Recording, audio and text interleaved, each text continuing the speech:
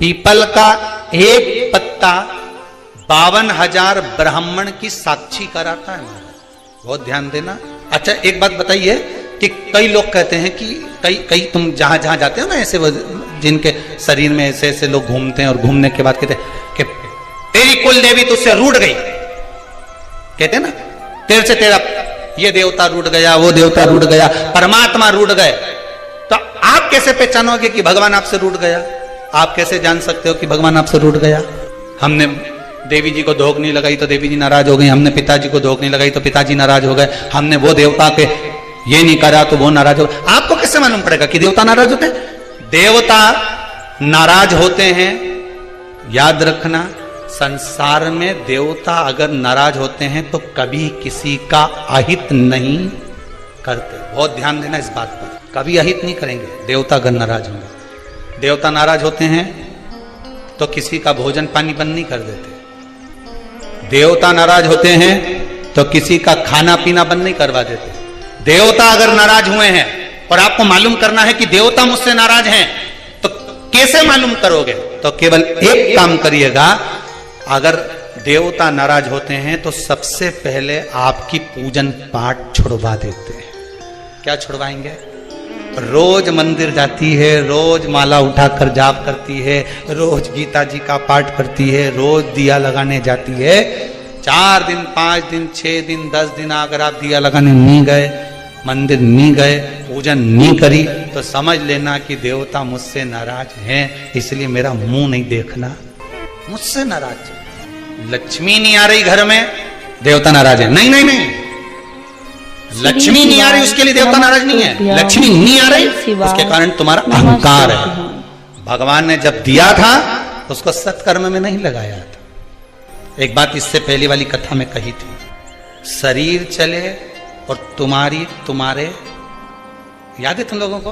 बस उतना याद कर लो, बहुत इतनी बात तुम लोग याद कर लोगे ना, तो आने वाले समय में 2-1 साल में तो तुम या हम बस इतनी याद कर लो, बस हर कथा में से इतनी निकाल लोगे ना, तो थोड़ा तो यहाँ समझ में तो आए, लगे तो सही कि कथा अंदर गई। तो एक बार पहले कथा में, इससे पिछले वाली में की थी, 7 से पहले वाले में, कि तुम्हारे घर में चले और तुम्हारा शरीर चले, तब तक सारा दान पुण्य भजन तीरथ सब कर लो।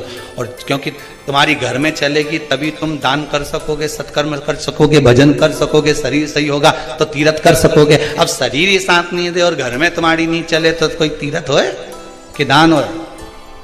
कैसे भजन करे? कुछ नहीं करना, पीपल का एक पत्ता, उस पत्ते पर थोड़ा सा चावल, पूर्णिमा की रात्रि को अपने हाथ में लेकर, अपने नयनों से लगाकर, शरीर पर से स्वयं उतारकर उसको दरवाजे के पास रख दीजिए। पूर्णिमा की रात्रि को पूर्ण होने पर उस चावल को दूसरे दिन सूंघ कर बहते हुए पानी में डाल दीजिए। महाराज कितने भी रोग से ग्रसित हो गए, पीपल का एक पत्ता 52,000 ब्राह्मण की साक्षी कराता है महाराज। बहुत ध्यान देना, पीपल के वृक्ष में स्वयं नारायण का, मेरे कृष्ण का वास है। स्वयं भगवान गीता के अंतर्गत कहते हैं कि मैं पीपल का वृक्ष हूं, नारायण। 52,000 ब्राह्मणों का वासा एक पीपल के पत्ते में होता है। और आपको पहले भी कथा में कहा, बेटी गाय ब्राह्मण बहन ये सब काल का हरण करने वाले हो। रो शिव का स्मरण करो। कई माताएं कहती हैं, गुरुदेव हमारे यहाँ पर शंकर भगवान का शिवलिंग नहीं है, तो क्या हम बाजार से ले आए? और हमारे यहाँ पर शिवलिंग है तो वो बड़ा है, तो क्या हम उसको पीपल के पेड़ के नीचे छोड़ आए? शिवलिंग है तो पूजन करो, नहीं है तो भगवान का जब स्नान कराओ, ठाकुर जी का कराओ, देवी जी का कराओ, जो तुम्हारे घर में भगवान है उनका जब पूजन कराओ, तो पूजन कराने के बाद में जब उनका स्नान कराओ, स्नान कराते समय थोड़ा सा भाव यही प्रकट कर लेना कि हम शंकर विश्वनाथ को, महाकाल राजा को, सोमनाथ को, मल्लिकार्जुन को, भीमाशंकर को, त्र्यंबकनाथ को हम जल चढ़ाएं। हे तो ठीक है, नी है तो देवताओं को बढ़ाने की जरूरत नहीं है। कारण क्या है? तुम तो कर लोगी सेवा, तुमसे तो सज जाएगी, पर आने वाली पीढ़ी करेगी। घर में सेवा उतनी ही करना, उतनी ही रखना, जितनी तुमसे बन रही हो। तुम्हारे जाने के बाद घर के बहू बेटा भगवान को डलिया में भर के वृंदावन छोड़िया, ऐसा काम मत करो। जितनी बने उतनी छोटे रूप में सेवा करोगे तो पीढ़ी दर पीढ़ी चलती रहेगी। ज्यादा सेवा को बढ़ा दिया, सुना नहीं, नमस्तु नहा के आओ, श्री शिवा, कपड़े बदल के आओ, नमस्तु, ये कर आओ, जाओ जरा। जितना तुम पूजन को, सेवा को, भजन को, कीर्तन को जितना हवा बनाओगे, जितना डराओगे लोगों को, वो उतने डरेंगे, उतने डरेंगे। सेवा को, भजन को, पूजन को कभी डराने का केंद्र मत बनाओ। ये तो भगवान की मस्ती का आनंद सुख है। लोटा भर के पानी भी अगर चढ़ा रहे हो, शंकर जी के मंदिर में जाकर जल चढ़ा रहे हो, थोड़ी गलती हो गई, भगवान से कह देना तुम्ही ने सिखाया है, हो गई तो हो गई, आप ही ने तो सिखाया, नहीं जानते थे। अब धीरे धीरे धीरे धीरे लोगों को शिव महापुराण सुनते सुनते मालूम पड़ रहा है कि शंकर की कैसे पूजन करना चाहिए, बेलपत्री कैसे चढ़ाना चाहिए, जल कैसे चढ़ाना चाहिए, धतूरा कैसे चढ़ाना चाहिए, चंदन कैसे चढ़ाना चाहिए, काली तिल कैसे चढ़ाना चाहिए। ये लोगों को ध्यान में अब आ रहा है धीरे धीरे। पहले नहीं मालूम था तो हो गई, गलती हो गई, स्वीकार, हमने गलती कर। शिव पुराण कह रही है, भगवान शंकर की कथा कर रही है, चंद्रदेव ने भगवान शंकर की आराधना करी, बालू रेत का शिवलिंग का निर्माण कराया महाराज जी। शिव महापुराण की कथा में आता है, देवराज नाम का ब्राह्मण जो गलत कर्म करता था, चोरी करता था, शरीर में ताप पड़ने के बाद में जब वो शंकर के मंदिर में जाकर कथा सुना और थोड़ी सी कथा सुनकर बाहर निकला तो उसको केवल कथा का एक तत्व उसके जीवन में उतर गया था, अंश मात्र उसके जीवन में उतर गया था, उसको परमात्मा मिल गया। बिंदुक की धर्म पत्नी चंचुला देवी बार बार कथा में आया, पार्वती जी ने उससे शिव महापुराण की कथा करवाई। क्या करती थी वो चंचुला? काशी में जाकर उसने करा क्या था? पति के जाने के बाद बिंदुक जो पानी में डूबकर मर गया, प्रेत योनि में चला गया, पहले भी कथा में कहा, पानी में डूबकर मरा हुआ व्यक्ति, सर्प के डसे से मरा हुआ व्यक्ति और स्त्री के हाथ से या स्त्री के चक्कर में मरा हुआ व्यक्ति ना तो देव योनि में जाता है, ना तो बैकुंठ जाता है, ना नरक जाता है, वो तो बीच का प्रेत बनकर भटकता रहता है, उसकी गति नहीं होती, उसका मोक्ष नहीं होता। चंचुला देवी को लगा था मेरे पति को मोक्ष, तो उसने करा क्या था ऐसा कि वो काशी पहुंच गई, काशी गई, ऐसा क्या नमस्तुभ्याम। चंचुला देवी तो दिन रात फैशन में लगी रहती थी। कभी पति ने अगर धन लाकर दिया तो ज्यादा से ज्यादा पैसा वो खाने पीने में उजाड़ देती थी। कभी नहीं उसने दान करा, कभी नहीं धर्म करा, कभी पुण्य नहीं करा, कभी सत्कर्म नहीं करा, कभी कहीं सत्संग में नहीं गई, कथा में नहीं गई, कभी भजन में नहीं पहुंची। फिर उसने करा क्या? बचपन में किया गया कर्म व्यक्ति को कब प्राप्त होता है, ये चंचुला देवी की कथा, चंचुला देवी की कथा करें। चंचुला देवी की मां भोजन का जब निर्माण करती थी, ध्यान दीजिएगा जरा, बहुत सुंदर संवाद है, शायद आप भी अपने बच्चों को इस चीज के लिए डांटते हो, शायद बचपन का किया हुआ पुण्य चंचुला देवी के कहां काम आया वो देखिए। पुण्य नहीं करा था चंचुला देवी ने, वहां तो खेल करा था। किस जगह पर काम?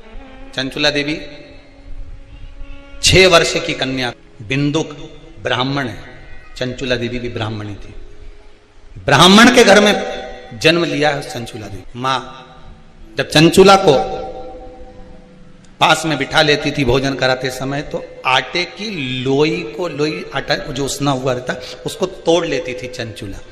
6 वर्ष की चंचुला उसको तोड़कर गोल बनाकर चपटा करती थी, दूसरी लोई को घुमा घुमा कर जो माँ शंकर जी के मंदिर में शंकर जी को जल चढ़ाने जाती थी, उस लोई को वैसा रख कर गोल बनाकर पिंडी बनाकर उस आटे का पिंडी बनाती थी और माँ से कहती थी, माँ देखो तुम जिस मंदिर में शंकर जी को पानी चढ़ाने जाती हो ना, मैंने वो शंकर जी बनाया। ये 6 साल की चंचुला, ये बच्चे आपके भी करते होंगे। जब माँ पापड़ बेलती, माँ जब पापड़ बनाती ना तो छोटी छोटी लोई बच्चे छोटे छोटे से, हम भी बनाएंगे। और छोटा सा बच्चा लोई लेकर बैठ गया, घुमा रहा है, चिड़िया बना रहा है, तोड़ रहा है, फोड़ रहा है। चंचुला देवी ने भी ये करा। कई लोगों ने पूछा, गुरुदेव चंचुला का पति इतना पापी था, बेकार कर्म करता था, चंचुला कभी भजन नहीं करी, दान नहीं करी, पुण्य नहीं करी, सत्कर्म नहीं करी, कभी उसने अच्छा काम नहीं करा। नमस्तुभ्यम श्री शिवाय, नमस्तुभ्यम। पूरे स्वरूप के फोटो आप घर में लगाइए, पर अर्धनारीश्वर स्वरूप का फोटो कभी घर में नहीं लगता। कौन सा फोटो? जम के बोलिए जरा, अर्धनारीश्वर। भगवान शंकर का अर्धनारीश्वर स्वरूप का फोटो घर में कभी नहीं लगेगा, कभी नहीं लगाएगा। मंदिर में आप लगा सकते हो पर घर में नहीं। भगवान शंकर के अर्धनारीश्वर स्वरूप का दर्शन कर ब्रह्मा जी भ्रांति में पड़ गए। तब भगवान शंकर ने कहा, ब्रह्मदेव अब सृष्टि की रचना करो। ब्रह्मा जी ने अपनी जंघा से मनु और शत्रुपा को प्रकट करा और उसके द्वारा जो सृष्टि की रचना करी, उत्तानवाद, प्रियवत, कन्या, देवहूति, प्रसूति, आकुति, इनके चरित्र आ गए महाराज। और इनके चरित्र में सर्व सुंदर चरित्र जो आया, प्रसूति का आया। प्रसूति दक्ष प्रजापति के साथ में भी आई महाराज। दक्ष प्रजापति के साथ में प्रसूति का विवाह हो गया। माता प्रसूति के गर्भ से 60 कन्याओं ने जन्म लिया। कितनी? 60 बेटों ने जन्म लिया। बेटों को संत बना दिया देवऋषि नारद। दक्ष प्रजापति क्रोध में आकर श्राप दे दिए, नारद मैं तुम्हें श्राप देता हूं, तुम एक जगह पर नहीं टिक पाओगे। अब भगवान श्री शिवाय नमस्तुभ्यम, श्री शिवाय नमस्तुभ्यम। माता देवी की मां कृपा कर, मेरे घर में एक बेटी का और जन्म हो जाए, ऐसी कृपा कर दीजिए। मेरे घर में एक बेटी और हो जाए।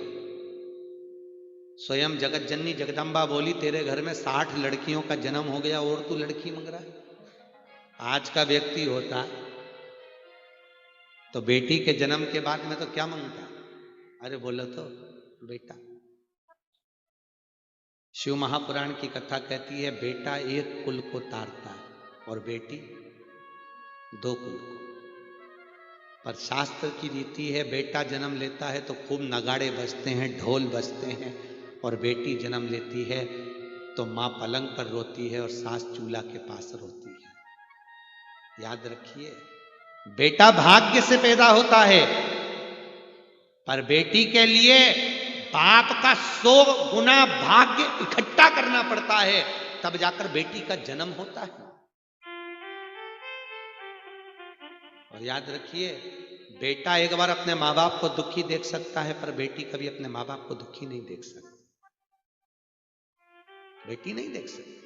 दुनिया के लोग कहते हैं बेटी की विदाई में सबसे ज्यादा मार होती है, पर शिव महापुराण की कथा कहती है बेटी की विदाई में जितना बाप रोता है उतना मां नहीं रोती, क्योंकि बेटा मां को प्रिय होता है और बेटी बाप को प्रिय होती है, क्योंकि बेटी के बिना बाप अधूरा है, अधूरा। 2 मित्र मिल गए बहुत दिनों के बाद।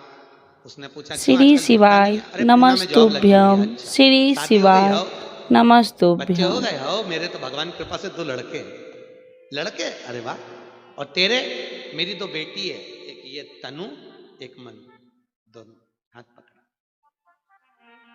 ये बड़ी है, ये छोटी है। अच्छा।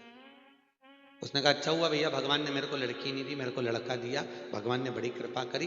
कहाँ लड़कियों के चक्कर में पड़ो, स्कूल छोड़ो, कॉलेज छोड़ो, ध्यान रखो कहाँ जा रही, कहाँ आ रही, बज रही हो।